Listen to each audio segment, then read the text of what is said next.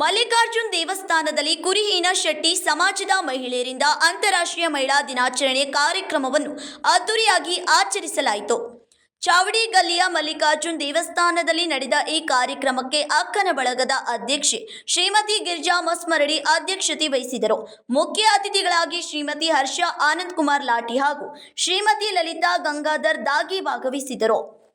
ಕಾರ್ಯಕ್ರಮದಲ್ಲಿ ಬಸವರಾಜ್ ಅತಿಮರಡಿ, ಶ್ರೀಧರ್ ತಿಗಡಿ, ನಿಜಗುಣ ಬಸಾಪುರಿ, ಗುರುಸಿದ್ದ ತಿಗಡಿ, ರಾಚಿಯ ಹೊಸಮಠ, ವಿಜಯಲಕ್ಷ್ಮಿ ತಿಗಡಿ, ರತ್ನವ್ವ ವನ್ನೂರ, ಹರ್ಷಿತಾ ಮಳ್ಳಿ, ಜಯಶ್ರೀ ಕಲೇದ, ಶಕುಂತಲ ಗಡದ, ಶಿವಲೀಲಾ ಹೊಸಮಠ ಹಾಗೂ ಅಕ್ಕ ಮಹಾದೇವಿ ಅತಿಮರಡಿ ಸೇರಿದಂತೆ ಹಲವರು ವೇದಿಕೆಯಲ್ಲಿ ಉಪಸ್ಥಿತರಿದ್ದರು.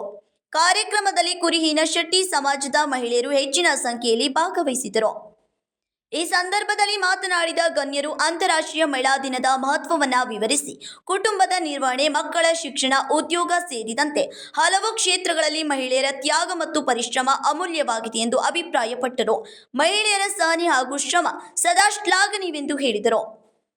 ಪ್ರತಿ ವರ್ಷ ಮಾರ್ಚ್ 8ರಂದು ವಿಶ್ವಾದ್ಯಂತ ಮಹಿಳಾ ದಿನಾಚರಣೆ ನಡೆಯುತ್ತಿದ್ದರೂ ಸ್ಥಳೀಯ ಮಹಿಳೆಯರ ಅನುಕೂಲಕ್ಕಾಗಿ ದೇವಸ್ಥಾನದಲ್ಲಿ ಈ ಕಾರ್ಯಕ್ರಮವನ್ನು ಆಯೋಜಿಸಲಾಗಿದೆ ಎಂದು ತಿಳಿಸಿದರು.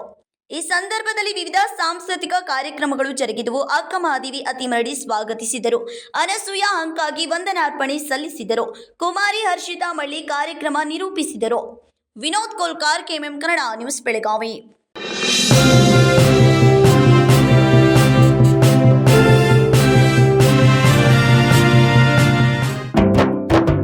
जले दीप अंगना में होगी रोशन दुनिया, पलकों तले छा जाए चांद तारों का साया, रंगोली में खिले रंग खुशियों के भी तराने, तन मन झिलमिल जाए हर पल होंगे सुहाने, ये अटूट बंधन खिले हर आशियाना, रंग वस्त्रों का खजाना, मन भाए आराधना.